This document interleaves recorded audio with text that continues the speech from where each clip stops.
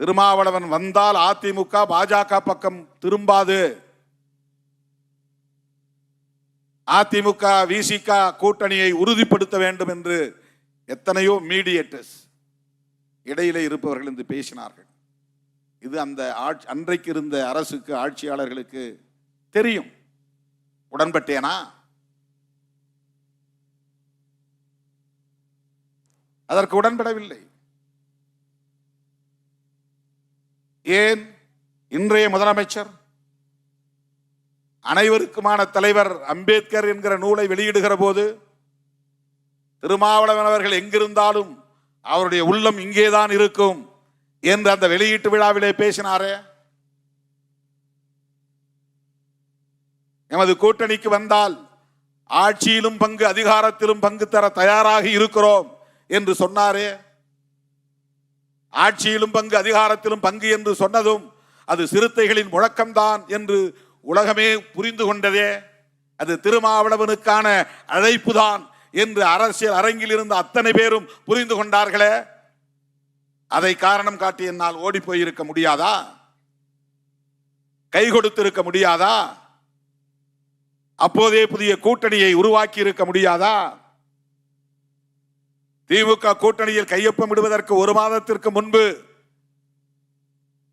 தாவேகாவின் முன்னணி தலைவர்கள் ஒருவர் என்னை வந்து தனிமையில் சந்தித்து மீண்டும் என் விருப்பத்தை கேட்டறிந்தாரே. அவரிடத்தில் அறுதியிட்டு சொன்னேனே, தோற்றாலும் சரி, பல இழப்புகளை சந்தித்தாலும் சரி, மதசார்பற்ற முற்போக்கு கூட்டணி உடைபடுவதற்கு, பலவீனப்படுவதற்கு நான் ஒருபோதும் இடம் தர மாட்டேன் என்று சொன்னேனா இல்லையா? அவரும் உயிரோடு இருக்கிறார். வேண்டுமானால் அவரிடத்தில் கூட விசாரித்துக் கொள்ள முடியும். போனேனா? இல்லையே. எனக்கென்று ஒரு பிரின்சிபிள், எனக்கென்று ஒரு கொள்கை இருக்கிறது, எனக்கென்று ஒரு அரசியல் நேர்மை இருக்கிறது. வெறும் பதவிக்காக, பரிசுக்காக, பொருளுக்காக, புகழுக்காக நிலைப்பாட்டை அடிக்கடி மாற்றிக் கொள்கிறவன் இல்லை என்பதை அவ்வப்போது காலத்தால் நான் உறுதிப்படுத்தி இருக்கிறேன். யார் இதை பற்றி பேசினார்கள்? பார்கெயின் செய்தேன், பேரம் பேசினேன், படியவில்லை என்றும்,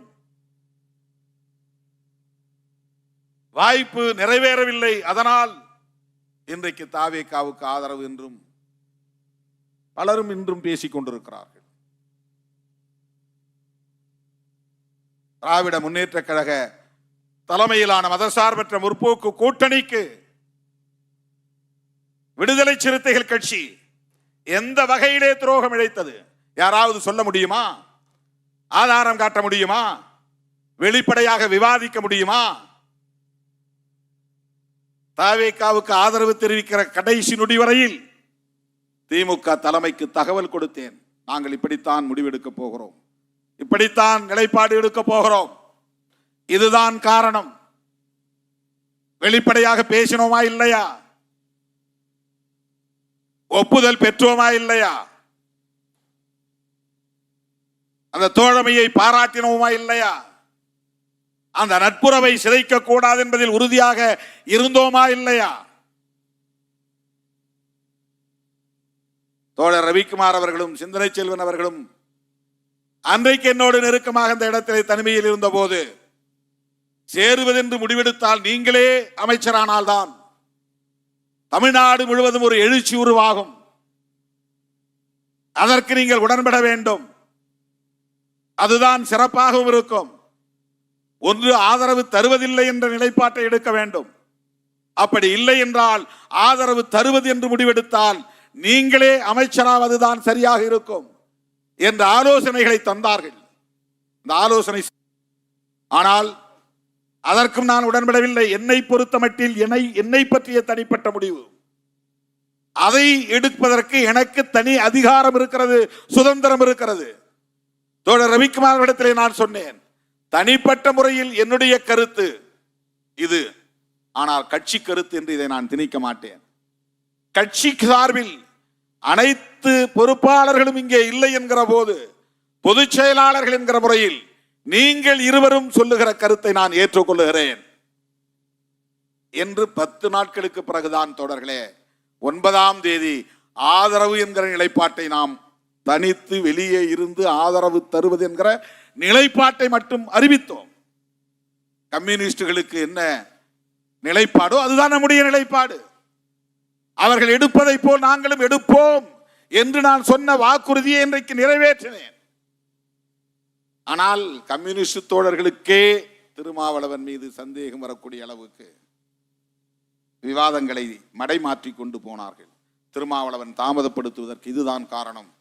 நம்மை வைத்து திருமாவளவன் ஏதோ அரசியல் செய்வது போல் தெரிகிறது என்றும் அந்த கட்சி தோழர்களுக்கு இடையிலே விவாதம் நடந்ததாக நான் அறிந்தேன்.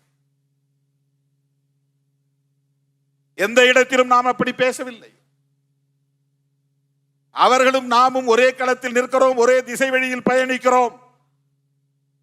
ஒரு புரட்சிகர அரசியலை முன்னெடுக்க வேண்டும் என்பதில் உறுதியாக நாம் நிற்கிறோம் என்கிற அந்த அடிப்படையில் தான் 7ஆம் தேதி அவர்களோடு சேர்ந்து ஒரு போராட்டத்தை நடத்தினோம்.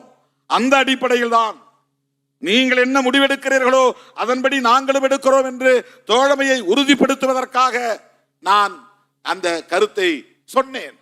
அந்த சொன்ன சொல்லை நான் காப்பாற்றினேனா இல்லையா? வாக்கு தவறினேனா? 9ஆம் தேதி ஆதரவு என்ற அறிவிப்பை செய்கிற போது அந்த பகல் வேளையில் என்ன நடந்தது என்பது எனக்கு தெரியாது. நான் சோசியல் மீடியா பார்க்கவில்லை, தொலைக்காட்சியை பார்க்கவில்லை. வெளியே என்ன நடக்கிறது என்று எனக்கு தெரியாது.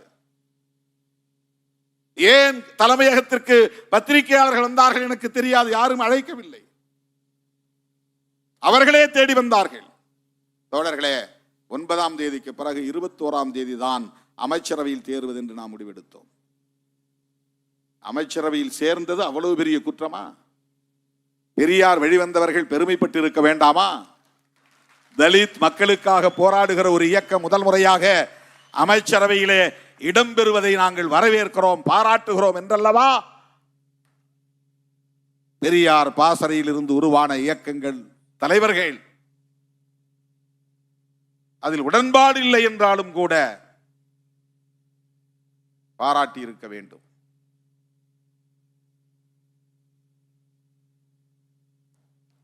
அமைச்சரவையிலே இடம்பெற்றது. வன்னி அரசுவை நான் அறிவித்தது. இதையெல்லாம் வெவ்வேறு கோணங்களில் மடைமாற்றம் செய்து திரிபுவாதம் செய்யக்கூடியவர்கள் அந்த இடத்திலே திருமாவளவன் விரும்பி இருந்தால் அமைச்சராகி இருக்கலாம் அல்லவா? ஆனால் அவர் ஆகவில்லை. தம்மோடு நின்ற ஒரு தம்பியைத்தான் அமைச்சராக்கி இருக்கிறார். அதிலும் அவருடைய பெருந்தன்மை இருக்கிறது என்று யாராவது பேசியது உண்டா? அதை பாராட்டியதுண்டா? அதை சுட்டி காட்டியதுண்டா? அந்த வாய்ப்பை தான் பயன்படுத்திக் கொள்ள வேண்டும் என்றல்லவா திருமாவளவன் முனைந்திருக்க வேண்டும். ஆனால் அப்படி அவர் அதை செய்யவில்லை. மாறாக 30 ஆண்டு காலம் தம்மோடு களத்திலே நிற்கிற ஒரு தம்பிதான் அந்த இடத்தில் அமர வேண்டும் என்று ஆசைப்பட்டு அழைத்து கொண்டு போய் அந்த நாற்காலியில் அமர வைத்து விட்டு வந்தானே, அதுதான் திருமாவளவன் என்று யார் பேசினார்கள்? எத்தனை பேர் பேசினார்கள்? யார் சுட்டி காட்டினார்கள்? தோழர்களே, இதுவெல்லாம் உங்கள் சிந்தனைகளுக்காக நான் முன்வைக்கிற கருத்து. யாருக்காகவும் நான் விளக்கம் சொல்லவில்லை. ஏன் திருமாவளவன் அடிக்கடி விளக்கம் சொல்றார்? என் தோழர்களை தெளிவுபடுத்த வேண்டியது என்னுடைய பொறுப்பு. என் தலைமையின் மீது நம்பிக்கை வைத்திருப்பவர்களுக்கு விளக்கம் தர வேண்டியது என்னுடைய பொறுப்பு. இதில் எனக்கு எந்த ஈகோவும் கிடையாது. நான் பெரிய தலைவர், நான் யாருக்கு விளக்கம் சொல்ல வேண்டிய அவசியம் இல்லை என்கிற அற்பத்தனமான ஒரு ஈகோயிஸ்ட் அல்ல நான். அப்படிப்பட்ட ஆள் இல்லை நான். அதற்கு விளக்கம் சொல்ல வேண்டிய பொறுப்பு எனக்கு இருக்கிறது. தோழர் வீரபாண்டியன் அவர்கள் சொன்னதை போல இங்கே பெரும்பான்மை இடங்களில் வெற்றி பெற்ற ஒரு தனிப்பெருங்கட்சியாக தாவேகா வந்திருக்கிறது. நமக்கு அதிலே மகிழ்ச்சி இல்லைதான். ஏனென்றால் நாம் திமுக கூட்டணியிலே போட்டியிட்டோம். எப்படி நாம் மகிழ்ச்சி அடைய முடியும்? இன்னும் சொல்ல போனால் தாவேகாவை நாம் விமர்சித்திருக்கிறோம். எப்படி நம்மால் போய் உடனே ஒட்டி கொள்ள முடியும்? பதவிக்காக எப்படி கட்டி புரண்டு உருள முடியும்? பதவிக்காக. RSS பெற்ற பிள்ளைகள் என்று நான் விமர்சித்து விட்டு இல்லை இல்லை உங்களுக்கு நாங்கள் ஆதரவு தருகிறோம், எனக்கு துணை முதலமைச்சர் பதவி தாருங்கள் என்றா நாங்கள் பேசினோம், கெஞ்சினோம், வாதாடினோம், அதற்காக காத்திருந்தோம். இல்லை, நாங்கள் அப்படி பேசியது எங்களுக்கு இருந்த சந்தேகம். நேருக்கு நேர் அந்நிய அரசை அமைச்சர் நாற்காலியிலே அமர வைத்த பிறகு நானும் தோழர் ரவிக்குமார் அவர்களும் சிந்தனை செல்வன் அவர்களும் 3 பேரும் அமர்ந்து முதலமைச்சரோடு பேசிக் கொண்டிருந்த போது நான் சொன்னேன், எனக்கு உங்கள் மீது தேர்தலுக்கு முன்பு இருந்த சந்தேகம் இது. ஆனால் நீங்கள் எடுத்திருக்கிற இந்த முடிவு எங்களை வியப்புக்குள் ஆழ்த்தி இருக்கிறது. நீங்கள் நினைத்திருந்தால் அதிமுக ஆதரவை பெற்று ஆட்சியை உடனே அமைத்திருக்க முடியும், அல்லது அதிமுக கூட்டணியில் உள்ள பிற கட்சிகளின் ஆதரவும் உங்களால் பெற்றிருக்க முடியும். ஆனால் மதசார்பற்ற சக்திகளாக களத்தில் மக்களால் அடையாளம் காணப்பட்டிருக்கிற எங்களை போன்றவர்களை நீங்கள் அழைத்து ஆதரவு கேட்டிருப்பது ஒரு துணிச்சலான முடிவு. ஆகவே நீங்கள் எடுத்திருக்கிற இந்த நிலைப்பாட்டை நாங்கள் அங்கீகரிக்க வேண்டியது எங்களுடைய பொறுப்பு. மத சார்பின்மையில் உங்களுக்கு ஒரு நம்பிக்கை இருப்பது எங்களுக்கு வெளிப்பட்டு இருக்கிறது. அது தேர்தலுக்கு முன்பு இருந்த சந்தேகம். இந்த நிலைப்பாடு அந்த சந்தேகத்தை போக்கி இருக்கிறது. எனவே ஆதரவு நல்குகிறோம், உறுதியாக இருப்போம், என்றைக்கும் தோழமைக்கு உண்மையாக இருப்போம், நட்புக்கு உறுதியாக இருப்போம். 5 ஆண்டுகள் வரையில் உங்கள் ஆட்சி தொடரும், அதற்கு நாங்கள் உற்ற துணை இருப்போம் என்று சொன்னேன். இதில் என்ன துரோகம் இருக்கிறது? பத்திரிகையாளர்கள் கேட்கிறார்கள், நீங்க திமுக கூட்டணியில் தான் இருக்கீங்களா இல்லையா? திராவிட முன்னேற்ற கழகத்தின் தலைமையிலான கூட்டணியில் விடுதலை சிறுத்தைகள் இல்லை என்று திமுக தலைமையே அறிவித்து விட்டது. நான் அறிவிக்கவில்லை, இதுவரையில் நான் அறிவிக்கவில்லை. தாவேகா கூட்டணியில் இருக்கிறோமா என்றும் நான் சொல்லவில்லை. அமைச்சரவையில் இருக்கிறோம், கூட்டணி பற்றிய பேச்சுவார்த்தை 1ஆம் தேதி நடந்ததில் பங்கேற்றிருக்கிறோம். இன்னும் அங்கே எந்த முடிவும் எடுக்கப்படவில்லை. அப்படி ஒரு கூட்டணி அமைந்தால் அதில் இடம்பெறுவோம், அதிலே எங்களுக்கு எந்த ஐயமும் இல்லை. இதை ஏன் இப்போது நான் சொல்லுகிறேன் என்றால்,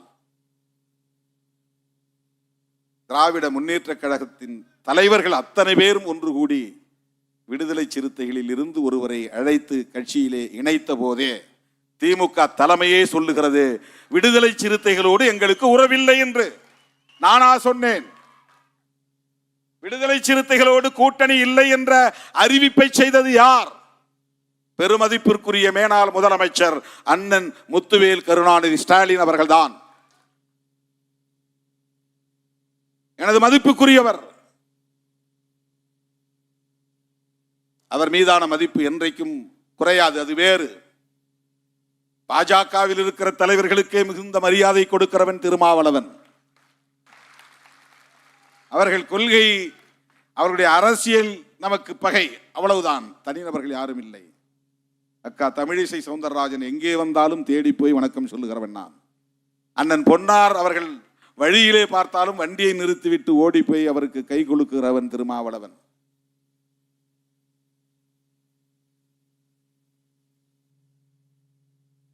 மேல்மருவத்தூர் ஆதிபராசக்தி இடத்திற்கு போயிருந்த போது ஒரு ஓரமாக நின்று கொண்டிருந்த அண்ணாமலை அவர்களை அவர் ஓரமாக நிற்கிறார் என்று யாரோ சொன்னதும் வண்டியை நிறுத்தி வண்டியிலிருந்து இறங்கி அவரிடம் போய் உள்ளே இருந்தவரை வெளியே இழுத்து கை குலுக்கி வாழ்த்து சொல்லிவிட்டு, சிறப்பாக நீங்கள் அரசியல் செய்கிறீர்கள், உங்களுக்கு வாழ்த்துக்கள் என்று சொன்னவன் திருமாவளவன். அதிலே நமக்கு எந்த மாற்று கருத்தும் இல்லை.